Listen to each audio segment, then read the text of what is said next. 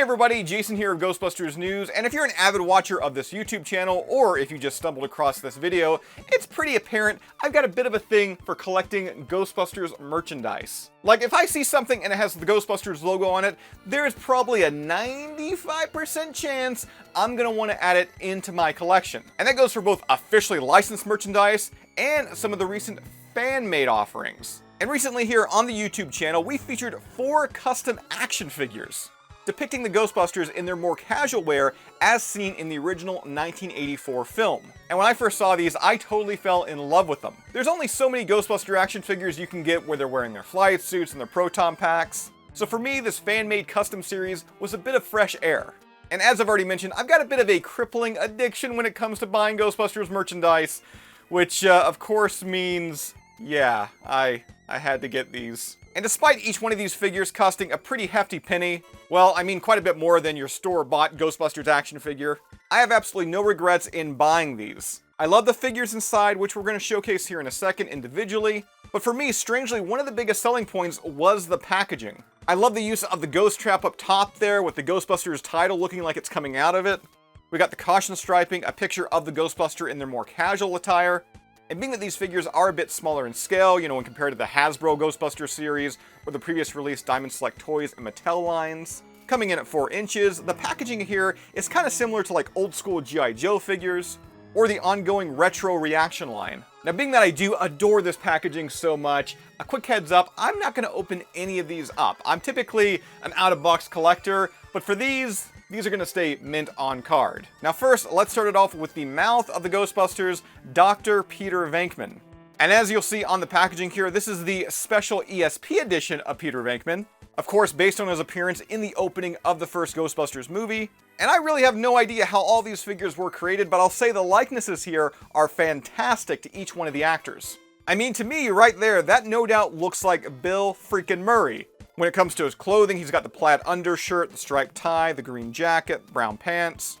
And I love the inclusion here of the accessory, which you can see in his right hand, he does come with a Zener card. In particular, the wavy line Zener card, and there's printing on both sides of the card. Turning the figure around here, much like the front, I love the art seen here. We've got another image of Venkman here, as well as shots of the other 3 in the line, which include Get Her Ray, Big Twinkie Egon, and First Day Winston. There's a slime bio for Peter Venkman, as well also image work there of the Stay Puft Marshmallow Man, Gozer's Temple. As well, on the bottom right-hand side, we got the 4 Ghostbusters there in their flight suits, Proton Packs on their backs. Now from there, we've got the heart of the Ghostbusters, in particular, the very special Getter edition of Dr. Ray Stantz.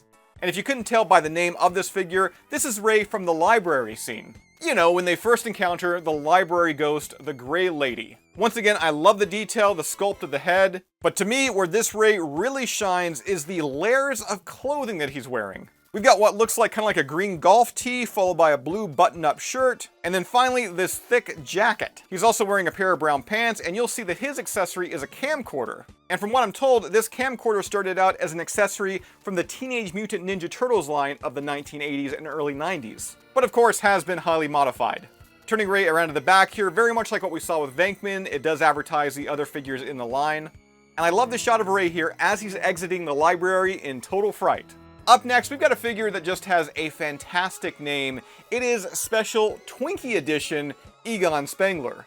Which of course, you gotta have Egon holding the Twinkie on the packaging, right? And before I even talk about the figure, let's touch on the fact that yes, his accessory is a Twinkie. He's holding a Twinkie in his right hand. Now, unlike Venkman and Stantz, Spengler's appearance is based on how he looked a little later in the film. In particular, when he's doing that Twinkie analogy. Of course, I love the head sculpt, the high hair, the black glasses, and then taking a look at the clothing, he's got his buttoned-up shirt on, his tie, and then that gray vest with some dark gray jeans and also black shoes. Turning Egon around, the hits, they just keep coming, because once again, I just love the choices here when it comes to the images being used. You know here, Egon, he's just about to bite into that Twinkie. He's thinking about it, he can't wait, and I'll be real with you, after taking a look at this, I'm kind of craving a Twinkie right now. Now finally, we've got the everyman of the Ghostbusters, First Day Edition, Winston Zeddemore. Of course, this one is inspired by how we first see Winston in the movie when he's applying for the job of being a Ghostbuster. You know, when he utters the immortal line, If there's a steady paycheck in it, I'll believe anything you say. Once again, the head sculpt here looks really good. My only real criticism is you'll see that his left eye is a little higher than his right, kind of making him suffer from toxic Avenger syndrome. But I still love this. We got the plaid shirt, that gray jacket, blue pants. And being that this is his first day on the job, you'll see that his packing accessory is his resume. And then turning Zeddemore around to the back here, we've got this image of him standing outside of the firehouse right before going in and being interviewed by Janine Melnitz. I totally love these custom collectibles, and I should mention they were made by Faux Show Collectibles, otherwise known as Faux Show Toys. We've got their Etsy page up on your screen right now. And this store is jam-packed. It is loaded full of custom creations. The majority are action figures of characters from television shows and movies that would likely never get an official action figure released. I mean, come on, who wants a Robert Stax action figure? The answer is me. I want a Robert Stax action figure. I love me some Unsolved Mysteries.